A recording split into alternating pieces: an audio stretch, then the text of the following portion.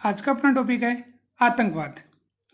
सबसे पहले हम बात करें कि वर्तमान समय की विश्व के सामने सबसे बड़ी जो चुनौती है उसका क्या नाम है। उसका नाम आतंकवाद है। अब देखते हैं इसके अर्थ को कि आखिर आतंकवाद जो शब्द है वो किस शब्द से मिलकर के बना है, उसका क्या मतलब होता है। आतंकवाद शब्द का अंग्रेजी रूपांतरण टेररिज्म। तो देखो, आतंकवाद को अंग्रेजी भाषा में क्या बोलते हैं? टेररिज्म। ये जो शब्द है टेररिज्म, वो लैटिन भाषा का शब्द है टेरर। लैटिन भाषा का कौन सा शब्द है? टेरर। उस शब्द से मिलकर के बना है और इसका अर्थ होता है टू मेक ट्रेम्बल। इसका मतलब क्या हुआ कि किसी को भय से कपकपाने को मजबूर करना। कि कोई भी व्यक्ति विशेष है, व्यक्तियों का समूह है, उसको भयभीत करके क्या करना? मजबूर करना।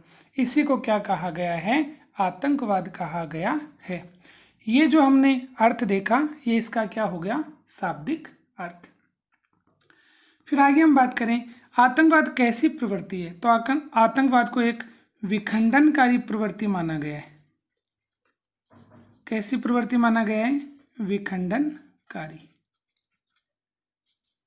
आतंकवाद से क्या होता है? जो देश की एकता है उसको नुकसान पहुंचता है और देश को तोड़ने का, लोगों को आपस में जो उनका संगठन है, उनका सहयोग है, उसको तोड़ने का एक प्रकार से कार्य किया जाता है। इसलिए इसको विखंडनकारी प्रवृत्ति कहा गया है। तो आतंकवाद कैसी प्रवृत्ति है? विखंडनकारी प्रवृत्ति है। फिर बात करें कि आंदोलन किसे कहते हैं। तो देखो, जब कोई व्यक्ति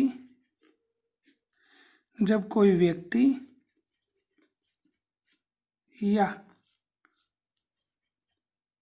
समूह है, कि जब कोई भी व्यक्ति हो या व्यक्तियों का क्या हो? समूह हो, अपनी उचित मांगों के द्वारा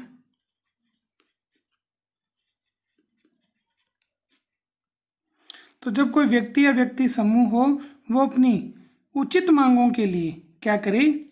शांतिपूर्ण, उचित मांगों के द्वारा शांतिपूर्ण, तो शांतिपूर्ण करे वह बिना हिंसा के अहिंसात्मक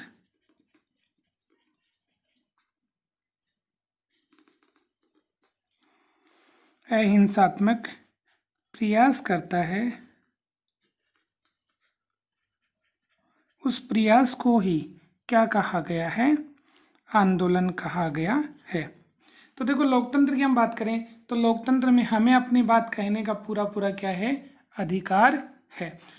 लेकिन वो जो अपनी मांग होगी, वो मांग कैसी होनी चाहिए? उचित होनी चाहिए। तो उचित मांगों के लिए हम अपनी जो बात है वो सरकार तक पहुंचाते हैं। उसके लिए शांतिपूर्ण, अहिंसात्मक ढंग से, हिंसा नहीं करते हैं, अहिंसात्मक ढंग से क्या करते हैं?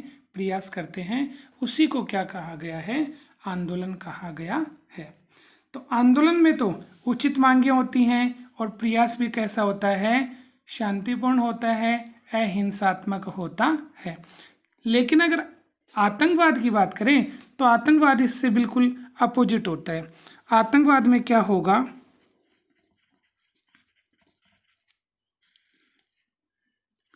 आतंकवाद में जो मांग होंगी वो मांग कैसी होंगी? मांग होंगी अनुचित। तो आतंकवादियों की जो मांगे हैं वो कैसी होंगी? अनुचित होंगी। और उन मांगों की पूर्ति के लिए वो क्या करेंगे? हिंसा करेंगे। ठीक है। तो अनुचित मांगे होंगी, उनकी पूर्ति के लिए क्या की जाएगी? हिंसा की जाएगी। चारों तरफ अशांति का वातावरण पैदा कर दिया जाएगा।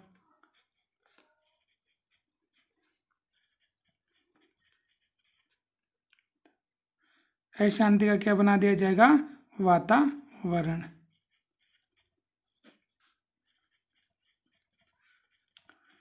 तो इस प्रकार से हमने आतंकवाद और आंदोलन में क्या देखा? अंतर देखा। यहाँ पर उचित मांग की बात हो रही है, यहाँ पर कैसी मांग हो रही है? अनुचित मांग हो रही है। यहाँ पर जो भी प्रयास होंगे शांतिपूर्ण होंगे, अहिंसात्मक होंगे, जबकि आतंकवाद में हिंसा को बढ़ावा मिलेगा, चारों तरफ अशांति का वातावरण उत्पन्न कर दिया जाएगा। तो आतंकवाद से कोई एक व्यक्ति, कोई एक देश पीड़ित नहीं है, बल्कि वर्तमान समय में पूरा विश्व क्या है? आतंकवाद से प्रभावित है, उससे पीड़ित है। आगे हम बात करते हैं कि शीत युद्ध की समाप्ति के पश्चात विश्व के लिए आतंकवाद विश्व के लिए सबसे बड़ा क्या बन गया? खतरा बन गया। शीत युद्ध क्या है? तो देखो, इसको अंग्रेजी में बोलते हैं कोल्ड वार। शीत युद्ध को अंग्रेजी में क्या बोलते हैं? Cold war. शीत युद्ध क्या है? शीत युद्ध एक प्रकार से विचारधारा का युद्ध है। कौन सा युद्ध है? विचारधारा का युद्ध। और ये युद्ध कौन कौन से देशों में हुआ? तो ये कोई वास्तविक युद्ध नहीं है, बल्कि वैचारिक युद्ध है, विचारधारा पर आधारित युद्ध है। और ये युद्ध दो देशों में हुआ। एक का नाम हम जानते हैं अमेरिका, और दूसरा जो था USSR, सोवियत संघ। तो अमेरिका और सोवियत संघ के मध्य में शीत युद्ध की शुरुआत हुई, और ये शीत युद्ध चला 1945 से लेकर के 1991 तक। तो 1945 से लेकर 1991 तक शीत युद्ध चला, और शीत युद्ध विचारधारा पर आधारित युद्ध था। अमेरिका जो था वो नेतृत्व कर रहा था पूंजीवाद का। अमेरिका नेतृत्व किसका कर रहा था? पूंजीवाद का। और सोवियत संघ की जो विचारधारा थी वो थी साम्यवादी। तो इस प्रकार से पूंजीवाद साम्यवाद के मध्य ये विचारधारात्मक युद्ध चला, और इस युद्ध के परिणाम क्या निकले? इस युद्ध का परिणाम ये निकला कि अंत में सोवियत संघ जो था वो टूट गया, बिखर गया, उसकी शक्ति कम हो गई, और शक्तिशाली कौन रह गया? अमेरिका रह गया। तो इस प्रकार से शीत युद्ध की समाप्ति कब हुई? 91 में। और शीत युद्ध की समाप्ति के पश्चात विश्व के लिए आतंकवाद, ठीक है, सबसे बड़ा क्या बन गया? खतरा बन गया। तो शीत युद्ध की समाप्ति के बाद में विश्व के सामने सबसे बड़ी चुनौती कौन सा बना? आतंकवाद बना। फिर आतंकवाद की बात करें तो देखो, आतंकवादी जो भी हैं उनका उद्देश्य होता है कि विनाश करना। अब उसके लिए वो क्या कर सकते हैं? आणविक युद्ध कर सकते हैं, जिसको हम परमाणु युद्ध कह सकते हैं। परमाणु बम का वो प्रयोग कर सकते हैं। जैविक हथियार, वर्तमान समय में जैसे कोरोना फैल रहा है, ठीक है, इबोला वायरस है, कोरोना वायरस है, इस प्रकार से जैविक हथियारों का भी वो क्या कर सकते हैं? प्रयोग कर सकते हैं। रासायनिक हथियारों का भी क्या कर सकते हैं? प्रयोग कर सकते हैं। और इसके माध्यम से वो सामूहिक विनाश की प्रवृत्ति को अंजाम दे सकते हैं। फिर आगे हम बात कर लें कि आतंकवाद का इतिहास। आतंकवाद के इतिहास में हम देखें तो देखो, आतंक का सबसे पहले प्रयोग संभवतः उस समय हुआ होगा, तो बहुत पहले की बात हो रही है, जब शासन के लिए, कि जब शासन की बात करें, शासन के विरुद्ध जो भी व्यक्ति था, तो आदिम समय, प्राचीन समय की बात हो रही है कि आदिम अवस्था में क्या हुआ? सजा देकर, जो भी विरोधी थे उसको सजा देकर, ठीक है, जो वो विशेष गतिविधि करते थे, उस गतिविधि को करने से उन्हें रोकने के लिए क्या दी जाती थी? सजा दी जाती थी। तो विशेष गतिविधियों को रोकने के लिए आदिम समय में, आदिम अवस्था में व्यक्तियों को जो सजा दे करके उन्हें रोका जाता था, वहाँ से आतंक की शुरुआत मानी जाती है। अब मेसोपोटामिया साम्राज्य की बात करें, कि इराक की बात करें, तो इराक में क्या हुआ कि अक्कड़ के जो सारगोन थे, उन्होंने क्या किया? इस क्षेत्र पर अपना क्या कर लिया? अधिकार कर लिया। कि मेसोपोटामिया इराक पर अक्कड़ के सारगोन के जो निवासी थे उन्होंने अपना क्या कर लिया, अधिकार कर लिया। यहाँ के लोगों को उन्होंने डराया धमकाया, अपना शासन स्थापित किया। ऐसे हम बात करें कि प्रथम सैनिक साम्राज्य की हम बात करें कि पहला सैनिक अभियान जिसके माध्यम से साम्राज्य को स्थापित करने का प्रयास किया गया, और वो एसीरियाई लोगों ने क्या किया कि जो भी उनके विरोधी थे उन विरोधियों को उन्होंने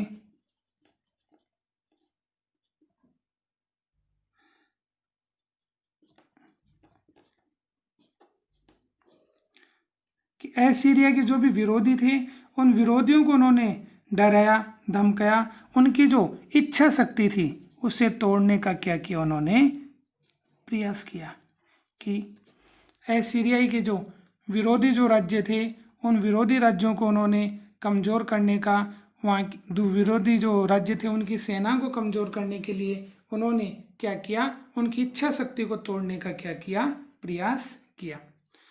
और वहाँ से लेकर वर्तमान समय तक जितने भी निरंकुश साम्राज्य हुए हैं उन सब में हमें आतंक का दृष्टिकोण देखने को मिलता है कि आतंकवादी जो व्यक्ति कार्य करते हैं वैसी गतिविधि हमें जो निरंकुश साम्राज्य था उसमें देखने को मिलता है।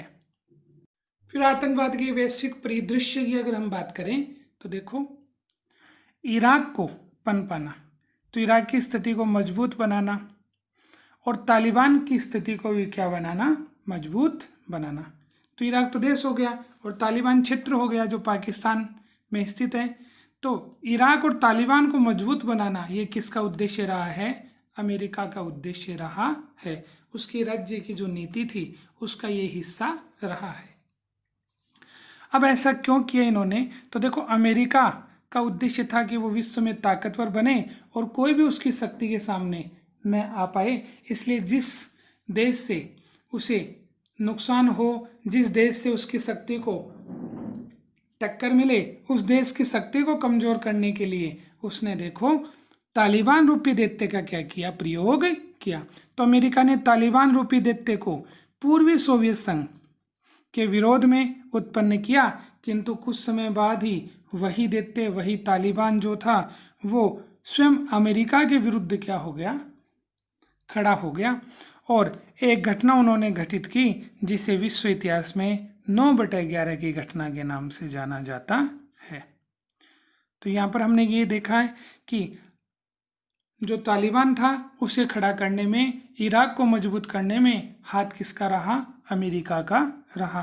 तालिबान का प्रयोग उसने किस रूप में किया कि सोवियत संघ ने जब अफगानिस्तान पर आक्रमण किया तो अमेरिका ने अफगानिस्तान पर सोवियत संघ का नियंत्रण नहीं हो, इसलिए वहाँ पर तालिबान को उन्होंने क्या किया, बढ़ावा दिया। और वही तालिबान जो था उसने 11 सितंबर 2001 को, तो 11 सितंबर 2001 को एक ऐसी घटना को अंजाम दिया जिसने विश्व को हिला करके रख दिया। आखिर क्या किया, तो अलकायदा ने, हम बात करें, एक आतंकवादी संगठन था जिसका क्या नाम था, अलकायदा। और ये अलकायदा कहाँ पर स्थित है, ये अफगानिस्तान में स्थित आतंकवादी संगठन है। तो अफगानिस्तान में स्थित आतंकवादी संगठन उसका क्या नाम है, अलकायदा है।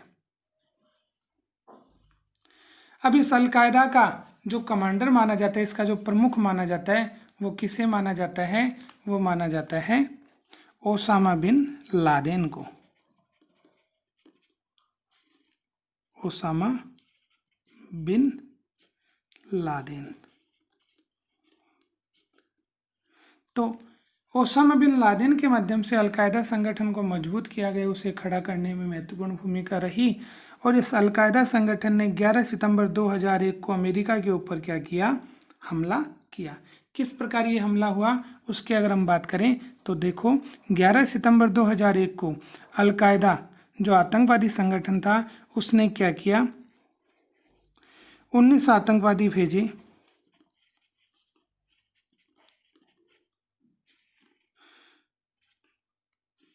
तो अलकायदा के 19 आतंकवादियों ने क्या किया, अमेरिका में जो व्यावसायिक विमान थे और उनमें से कितने, 4, तो अमेरिका के 4 व्यावसायिक, इन व्यावसायिक विमानों का उन्होंने अपहरण कर लिया, उन्हें हाईजैक कर लिया।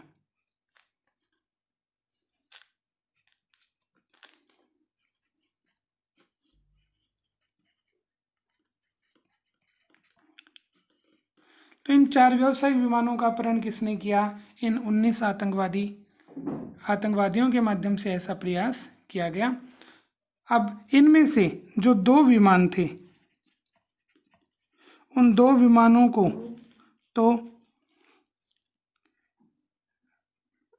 जो वर्ल्ड ट्रेड सेंटर है न्यूयॉर्क में,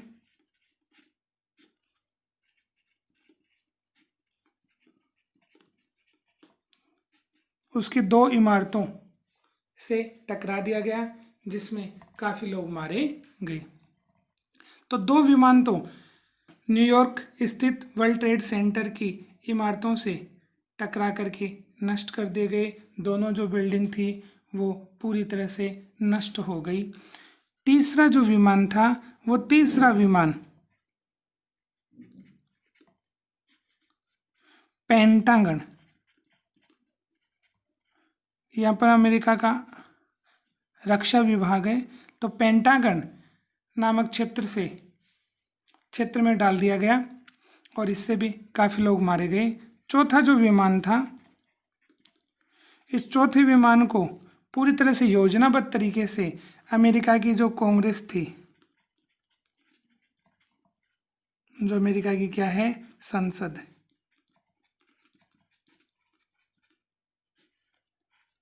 अमेरिकी जो संसद है उसको क्या बोलते हैं, कांग्रेस बोलते हैं।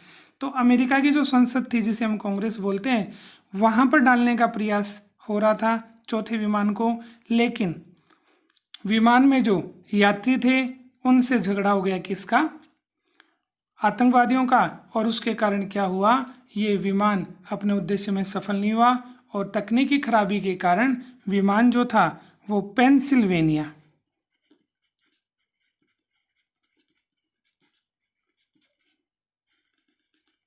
इस पेंसिल्वेनिया क्षेत्र में क्या हो गया, गिर करके क्या हो गया, नष्ट हो गया।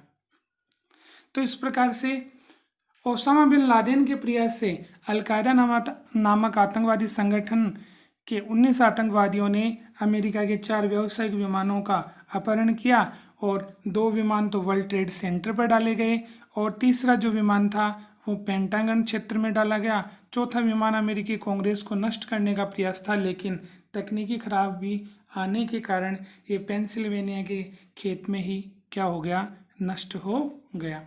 जब ऐसा हुआ तो पूरा अमेरिका हिल गया, क्योंकि अमेरिका में सुरक्षा व्यवस्था बहुत मजबूत है और जब वहाँ पर ऐसा हुआ तो फिर अमेरिका ने विश्व में जो उन्हें डाउटफुल जो क्षेत्र थे उन्होंने अपने गिरफ्त में लेने का प्रयास किया, और एक तो इराक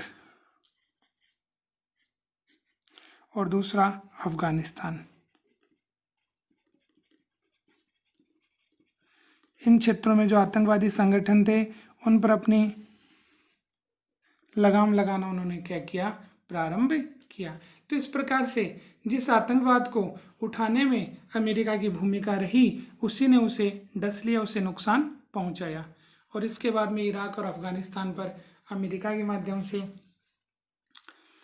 अपना अंकुश, उनकी प्रभुसत्ता पर अंकुश लगाने का अमेरिका ने क्या किया, प्रयास किया।